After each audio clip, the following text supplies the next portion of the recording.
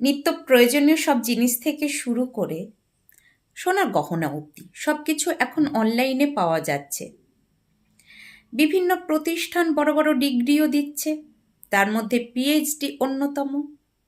আমার এক বন্ধু গতকাল আমাকে হোয়াটসঅ্যাপে তার কার্ডটা পাঠালো। দেখলাম তার নামের আগে ডক্টর যোগ আছে। আমি কাউকে ছোট করছি না, আমি জিজ্ঞাসা করলাম, কী রে, কবে পিএইচডি করলি, কোন সাবজেক্টে? তখন ও আমাকে একটা সাবজেক্টের নাম বলল। আমি শুনে হতবাক। আমি জিজ্ঞাসা করলাম, তুই তো পড়াশোনার ধারে কাছে যেতিস না, তা কি করে করলি? তখন ও আমাকে একটা হাসির ইমোজি পাঠালো। তার মানে আমি এখনো অনেক পিছিয়ে। অর্থাৎ এসব কথা কি জিজ্ঞাসা করার বিষয়? যাক বাবা, আমাদের দেশ এত বড় দেশ, এখন অনেক বিষয়ে পিএইচডি করা যায়, তাই শিক্ষার ক্ষেত্র বৃদ্ধি পাবেই।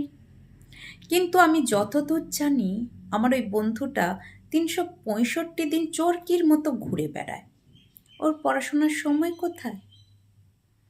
আসলে আমাদের সমাজে নামের আগে ডক্টর যোগ থাকলে তার প্রতিপত্তি বাড়ে। হয়তো টাকা পয়সা ফেলে সেটা সে নিয়েছে। হরি হরি বলে আমি ক্ষান্ত দিলাম। আমার পরিচিতদের মধ্যে যারা পিএইচডি অর্জন করেছে তাদেরকে আমি দেখেছি। তাদের ধৈর্য, তাদের একাগ্রতা, তাদের জ্ঞানের গভীরতা সব দেখেছি। কিন্তু যখন দেখি সাধারণ পণ্যের মতো এই ডিগ্রিটা টাকার বিনিময়ে আকছার বিক্রি হচ্ছে, তখন সেটা ভাববার বিষয়। পড়াশোনাটা কোথায় যাচ্ছে? যারা মাথার ঘাম পায়ে ফেলে ডিগ্রি অর্জন করছে, তাহলে তাদের মূল্য কোথায় রইল?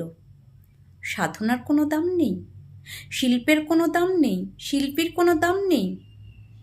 যখন যোগ্য মানুষরা তার যোগ্যতা অনুযায়ী জব রিপ্লেসমেন্ট পাচ্ছেন না, ডিপ্রেশনে ভুগে আত্মহননের পথ বেছে নিচ্ছেন, তখন সেটা সামাজিক ব্যাধিতে গিয়ে দাঁড়াচ্ছে।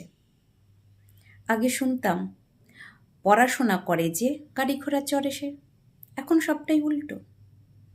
পড়াশোনা করে যে অনাহারে মরে সে, তার কপালে অসম্মান আর বিদ্রূপ জোটে। এখন সারমর্ম হচ্ছে, টাকা দাও, ডিগ্রি নাও। আবার রিপিট করছি, এখন সারমর্ম হচ্ছে, টাকা দাও, ডিগ্রি নাও।